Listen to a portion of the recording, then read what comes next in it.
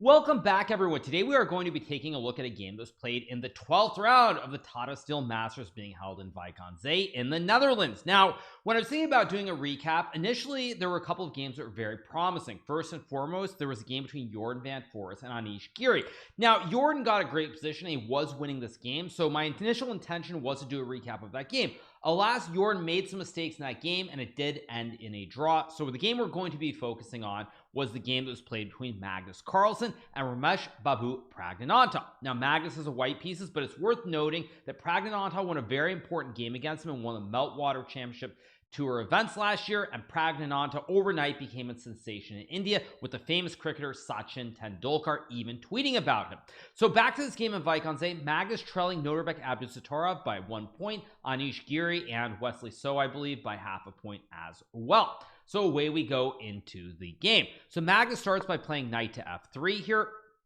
We get knight to f6, c4, c5, knight to c3, knight to c6, and now we get e3 from Magnus, e6, d4, d5. Now this is a symmetrical position. It's a position which I'm very familiar with. I do believe I had this exact position against Ding Liren in the Canada's tournament, the last game of classical chess that I played, which I lost. So we get a3, d takes c4, bishop takes c4, a6, bishop to d3 is played here. We got c takes d4, e takes d4, and now we get this move g6. Now initially you might think, well, wait, I'm attacking this pawn with both the knight and the queen. I have two pieces attacking the pawn, and white has only the knight defending. However, this would be a mistake because it is a trap. After knight takes pawn, we get knight takes knight, queen takes knight, and there's bishop to b5 check, attacking the king, but also attacking the queen at the same time. And this is what we call a discovered attack. So if black were to capture the bishop on b5 here with pawn takes bishop, then white can play queen takes queen. White has won one queen for a bishop, and the material advantage would be overwhelming. Additionally, if black were to block with the queen, then white can take the queen with the bishop, and once again, after bishop takes bishop castles, white is ahead with a queen for a bishop. So in this position, Praggnanandhaa plays this move g6, and the idea is very simple. He figures that this pawn is an isolated pawn. It's a slight weakness, and he has time to fianchetto the bishop to g7, castles, and at some point move the knight. So for example, say white castles, you get bishop g7, rook b1 castles, and let's just say a move like b4. Black can go knight to d5 here, and now you're attacking the pawn on d4 with both the knight on c6 as well as the bishop on g7, and is a serious weakness for white to deal with. So Magnus plays bishop g5 here. We get bishop to g7, bishop to e4 is played, and now this move knight to e7. If black were to take the bishop on e4, you would lose the queen on d8 due to the pin, so you can't move this knight and capture the bishop. And if black castles here, white will actually play bishop takes knight, and after pawn takes, white can play a move like knight to e4 here, or castling followed by knight to a4 and rook to c1, and white should be quite a bit better. For example, let me make some moves to illustrate. We get rook e8, knight a4, rook f8, rook to c1. Pawn on c6 is very, very weak. You can't really push it because then white would capture it. And if you play a move like bishop d7, white can play a move like knight to c5, and now your pawn on a6 is weak. Their idea is like knight e5 to target the pawn on c6 as well, and black is in a lot of trouble here. So Praggnanandhaa, after bishop e4, plays this move knight to e7, which is important for a couple of reasons. First of all, it breaks the pin, so if white were to castle, black can now capture the bishop because you are no longer able to capture the queen on d8. Secondly, white has a tough decision to make here, because if you move the bishop back to c2, for example, now after castles, black can again put a knight on d5, and this pawn on d4 is blockaded, and black should be a little bit better here. So Magnus plays the move h4, which is a very aggressive move. Now, it's not completely clear whether it's preparation or not. I don't know if Magnus was interviewed and he said something or not about whether this was prep, but it's a very enterprising move. Now, the idea behind this move is that now if black trades a knight for the bishop, after knight takes e4, let's say black castles, for example, white can now go knight to f6 check. If you were to take, white has this great bishop on f6, which is very, very powerful. You have some weaknesses on these dark squares around your king on g8. So say you were to play a move like, I don't know, like queen c7, for example here, white can play rook c1, knight to c6, and now white can go queen d2 with the idea of queen h6 to threaten a checkmate on g7. So in this position, we get h6, which is played here. We get bishop takes knight, bishop takes bishop, and now Magnus plays this move queen to d2. Very simple move here. White prepares to castle the king to the queen side, but also prevents black from castling his own king here, because if you were to castle king side, now white can play queen takes pawn on h6. So after queen to d2, Praggnanandhaa plays knight d5. Magnus plays this move h5 here. We get g5, and now this move knight to e5. Now again here, white could castle queenside, white could also castle kingside. It's a little bit hard to judge what the best move is. Computer actually just likes castling to the king side, but Magnus clearly was in a very aggressive mood, and he plays this move knight to e5 instead. Now the idea behind knight e5, first of all, is that the knight is guarded by the pawn, so you're trying to put pressure on this pawn on f7. Additionally, you now create ideas like f4 later on. Say black plays a move like bishop d7, you can take, and you can even play a move like f4 here. The idea of castling, queen takes f4, rook takes f4, and there's a lot of pressure towards this pawn on f7 here. And even if black castles the king is not going to be feeling very safe on the g8 square. So we get bishop to g7 here, we get bishop takes knight, pawn takes bishop, Magnus castles to the king side.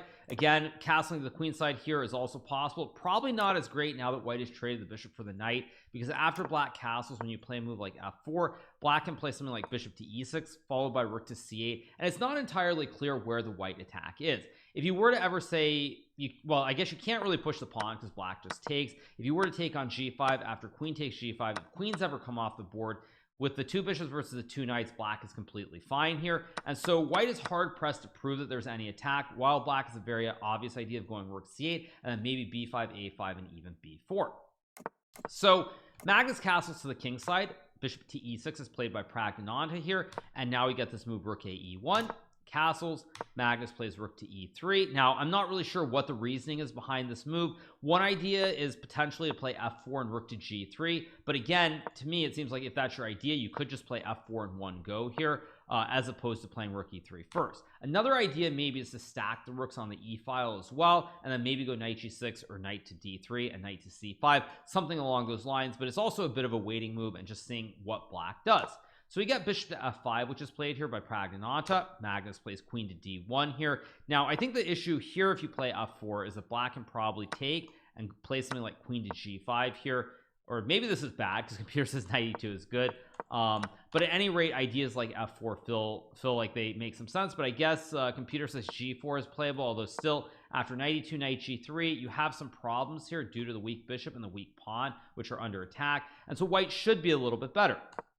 Magnus chooses to play queen d1 instead, which sort of keeps more options open. White has the idea of f4 now, because say you go like rook b8 f4, if you go g4, I can just take the pawn, and you would have to probably take on f4.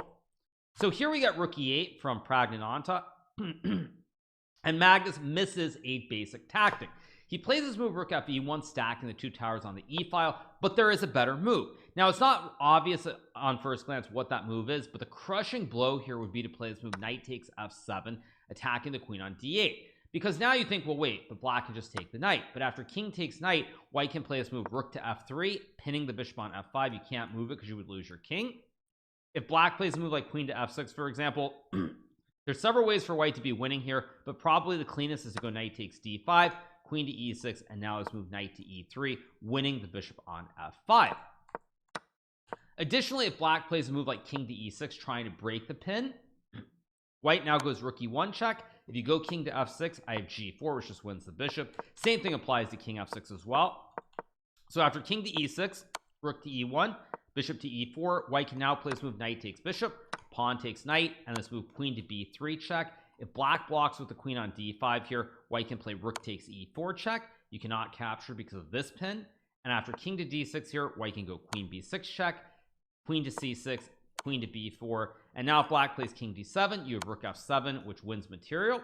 And if black plays this move king to d5, for example, you can now trade the rooks, go rook to f5 check, and if black moves the king to e4, there's d5, attacking the king, or checking the king, but also attacking the queen at the same time.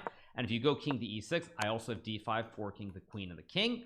And if black tries to block on e5, for example, white just simply takes, and white is way ahead here. You're up 2 pawns, the king is in the middle of the board, and this would be completely hopeless. So it's very surprising that Magnus missed this move. Again, I have not seen the interview from after the game, so I don't know if he was asked about this, but it is surprising nonetheless that he didn't see this move.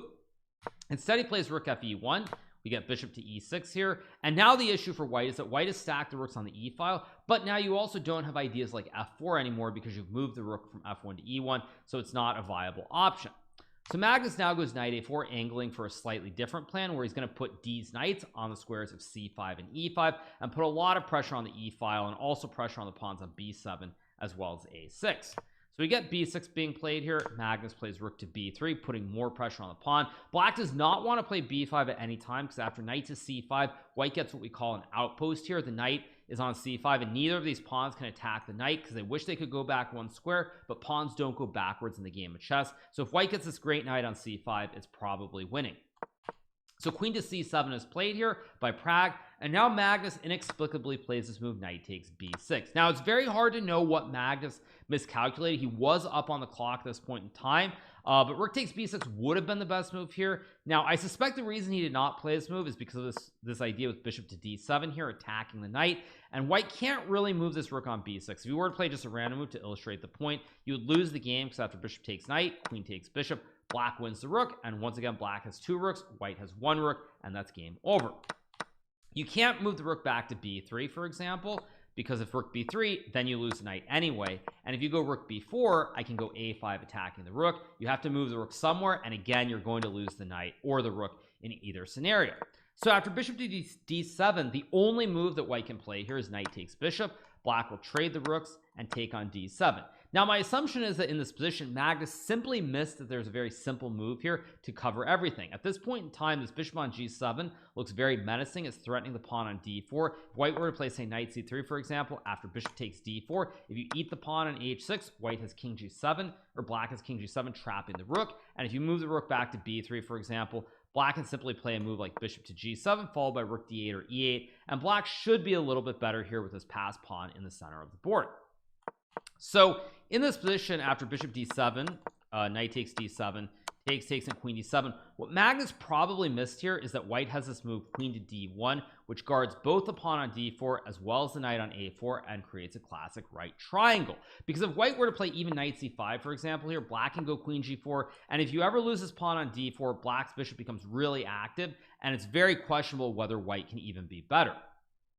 So Magnus plays knight takes b6 instead, and now we get rook a b8, knight to a4 is played, but already the advantage is kind of gone, because even though white is temporarily up a pawn here, black's bishops are good. You have this weak pawn on h5, and your knight is also a little bit out of play here. So after bishop takes e5, Magnus unfortunately has to take with a pawn. You would love to play rook takes bishop, but after queen c1 check, king to h2, and queen to f4 check, black is going to win this pawn on d4. And even though white can block and go knight c3 here, at this point, after a move like rook to d8, material is even, and black is completely fine here. Even rook c8 would be okay as well. So Magnus takes with the pawn, trying to keep some play alive, but now Pragg plays some really good moves under a little bit of time pressure. He finds queen a5, attacking the rook on e1. Magnus plays queen to d1, goes bishop g4, trying to overload the queen on d1. You cannot move the queen to either c2 or to b3, because then you would lose the rook on e1. You also cannot capture the bishop on g4, because then you lose your rook on e1. So you can't move the queen here, which means that you have to play this move f3. Bishop to d7 is played here. You have to move the knight because it's under attack from both the queen and the bishop. And now there's queen c5 check, king to h2, and this great move d4, pushing the pawn forward. Now after d4, the problem for white is that you have to move this knight potentially, or I mean, I guess there is another move which is what was played in the game, but if you move this knight, say e4, black takes the pawn with check. If you move the knight, say b1, again black just captures, and he's probably winning here. So rook to e4 is the only other option, but the problem with this is that now there are mass exchanges, pieces come off the board, and white really just doesn't have anything special. You get pawn takes knight, queen takes bishop, c2, queen is behind this passed pawn, so even though you give up the rook with check, after king g7, you're threatening to queen on the next move.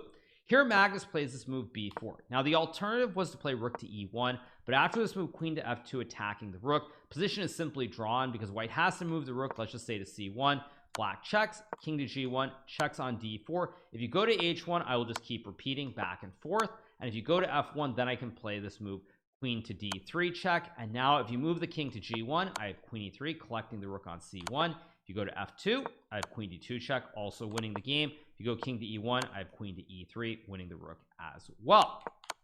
So basically here white has to make the draw with king h1 or king h1 g1, making a repetition. But Magnus does not want any part of that, so he finds an alternative to keep the game going, which is this move pawn to b4, attacking the queen. Now it's a very important move to note, because now if black say moves the queen to c7, for example, you're like, well, what's the difference? The difference is that after rook to e1, now the queen is no longer on c5, from whence it can go to f2, and now black would have to queen this, not make a knight, sorry, black would have to queen this pawn, but after rook takes queen, queen takes rook, white can go e6, and after queen to f4, white has this beautiful move g3, blocking. And let's just say black goes queen to f3, white can trade everything off here. And once we look at the math of a position, you'll notice that white has 1 2 3 4, black has 3 pawns. White will eventually deflect with this pawn on the queen side, and something like this will happen, and you run the king over, win the pawns, make a queen, and checkmate your opponent. So after b4, Praggnanandhaa finds the move queen c3, which is a better move, because now this stops white from playing rook e1, which would prevent the pawn on c2 from queening. But Magnus has another idea in his hat here, which is to play the move f4. So Praggnanandhaa makes a second queen, and now we get this move f5. And at first glance, you're like, wait, black has 2 queens. But then you realize, even though black has 2 queens, the queens cannot check the king here. King is very safe. The rook on e4 covers the f4 square. There's no queen g3 either. So if black doesn't have something right away, white is actually going to checkmate black, because say you play a move like queen a1, I go f6 check, king to h7, take the pawn, and after king to h8, I have queen g7 checkmate. So even though black has 2 queens here, white is the one trying to attack. So Pragg finds queen c7, which is the only move here, because now you guard the pawn on f7. So after f6, we get king to h7, and now we get queen f8, threatening checkmate on g7. Pragg finds again the only move, queen takes e5 check, rook takes queen, and now let's move queen f4 check. We get king g1, queen c1, and Magnus goes king f2 here. If Magnus had gone king h2 after queen to f4, we would have seen a repetition once again, and the game would have ended in a draw. So we get king to f2 being played, queen to f4 here check, queen f4 check is played, Magnus goes king e2, queen takes king d3, we get queen takes f6, and now let's move queen to e8. So the dust is kind of settled. Black has had to give back the extra queen for the rook. At the same time, we have the same number of pawns on the board, but there is an imbalance here because white has 2-on-1 on the queen side. You have a and b pawns versus a pawns, and in queen and pawn endgames, the most important rule is trying to create passed pawns. Now for black, it's very hard here. G pawn on g5 is blockaded by the pawn on g2. Trying to get the f and g pawns rolling down the board is going to take a lot of time, and your king is going to become vulnerable. Say you were to try and do something like this, you always run into moves like queen g6, and you lose the pawn on h6. So the dust is kind of settled, but it's still very unclear what's happening, because even though black should be all right, white has these 2 pawns and will try to create a passed pawn on the queen side. So we get queen to f1, Magnus goes king d4, we get king g7, not queen takes g2 here, by the way, because now white can play queen d. I thought queen e4 was winning, although maybe you can actually do it the other way. You go queen takes f7, king h8, check, and then you do it this way where you get queen e4, and you have the 2 pawns on the queen side, which are simply winning. But black should not take the pawn on g2. So we get king g7 played by Pragg here to guard the pawn on f7. Magnus goes queen e5 check, king g8, queen b8, king g7, and now let's move queen to g3. Magnus is simply trying to set up the ideal position to start pushing the pawns on the queen side, and I think the rationale behind putting the king on g7 is that now there always are more ideas to block with the queen, where you can move the king with check. So say black goes queen a1 and then play something like queen g1, now you have king d5, which is a check. So by doing this little maneuver of checking and then putting the queen on g3, now the black king is on a dark square, and the queen can check it from either the c3 or e5 square. So we get queen to d1, king to c5 is played here by Magnus, queen takes h5. Now temporarily Praggnanandhaa is up a pawn here, but you will notice that white is trying to get a passed pawn on the queen side. So we get queen e5, king g8, and now Magnus plays this move a4. Now this actually throws away any chances of winning the game, but for us puny humans who are not computers, it's very difficult to see any reason not to play. The computer, however, likes I think there was some maneuver with like queen b8 and king b6, or maybe it was queen e8 and king b6, and the game goes on. But at any rate, he plays a4. We get queen to d1, we get a5 here. Now computer still thinks that after queen e8, king g7, there maybe is something with like king b6 along these lines, but still after queen to d6, king to a5 here, black has time to start pushing the h and the g pawns, and it should still be a draw.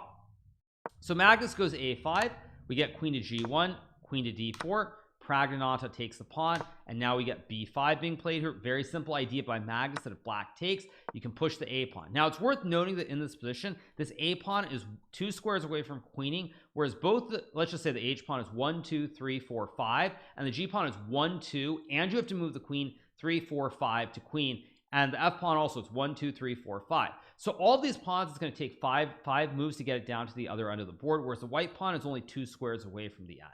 So you still have to be a little bit careful. However, in this position, Pragg finds another excellent move, which is he does not take the pawn, but he plays the move g4 here. We got b takes a6, and now this move g3. Now, as you'll notice, white's pawn will be 1 square away after a7, but after queen to a8, black's pawn is also going to be 1 square away from queening as well. And this maneuver playing g4 g3 by Pragg, great understanding that in queen and pawn endgames you have to use your pass pawns and get them down the board as fast as possible, even at the cost of losing the pawn on a6. So after queen a8, we get king d6 here. Praggnanandhaa plays g2, we get king e5, queen to f3, check, king to h7. And now, as you see, when Magnus queens, black could trade the queens, obviously. Pragg decides to check on c3, which also is completely fine. We get queen to d4, takes. We get g1, queen, king to d3, queen to d1 here. We get king e3, queen e1, king d3, queen d1, and the game ends here in a draw. So what to say about the game? Magnus had his chances to win this game. He missed the tactic with knight takes f7. He had rook takes b6 as well. I would say that for Magnus, this was one of those games where he probably really wishes he could do it over again, but overall it just feels like it hasn't quite been his turn. He's had some chances the last couple of rounds. He's been unable to win, and with that, he remains 1 point behind Noterbeck with 1 round to go. Now, before we end this recap, I will very briefly talk just about the game that was played between Noterbeck and Wesley So. Now, Wesley So playing with the white piece is also 1 point behind Noterbeck going into this round, and Wesley decides to play d4. We get d5, c4 takes, knight f3, knight f6, e3, e6, bishop takes c4, c5, castles, and a6. Now, the reason that I mention this, I'm not going to go through the whole game, the game did end peacefully in a draw, is that Wesley chose to play this line with pawn takes pawn, bishop takes, and queens came off the board. Now, in my opinion, in this sort of situation where you're down by 1 point, you really need to take your shot and try to beat Noterbeck. Obviously, he's a very strong player. He's having the best tournament by far of anybody in the event. But when you are in such a situation, you're playing someone who should be nervous, someone who's young. This is potentially the biggest career result for Noterbeck. You have to try to put pressure on these youngsters to win the games, because in a situation like this, it's a little bit too easy for Noterbeck to play, and if he does not make an outright blunder, he will feel very comfortable throughout the game. So I thought that this choice by Wesley was definitely questionable. Noterbeck did hold his own quite easily and made the draw. So as it stands going into the final round, Noterbeck has the lead. He has 8 points out of 12. We have Anish Giri on 7.5 out of 12 after he saved the game against Jordan Van Forst. Big pity for those of you guys who are watching this recap, because I really wanted to cover that game, but alas, it ended in a draw. And then we have Magnus Carlsen and Wesley So both on 7 points. So barring something crazy happening tomorrow, Noterbeck will probably win the Tata Steel event. We'll see how he controls his nerves, but he does have the white pieces against Jordan Van Forst. Anish Giri also has a chance if he can win the last round against Richard Rapport to maybe force a tiebreak, but it's going to be very exciting. So I hope you guys have enjoyed this recap. I tried to make it a little bit simpler for people who are more along the lines of beginners, just make it a little bit easier to follow. So I hope you guys enjoy this recap. Make sure to hit that subscribe button below, and we'll be back tomorrow with a recap of the final round of the Tata Steel Chess Masters. See you guys tomorrow. Have a good one. Bye, everybody.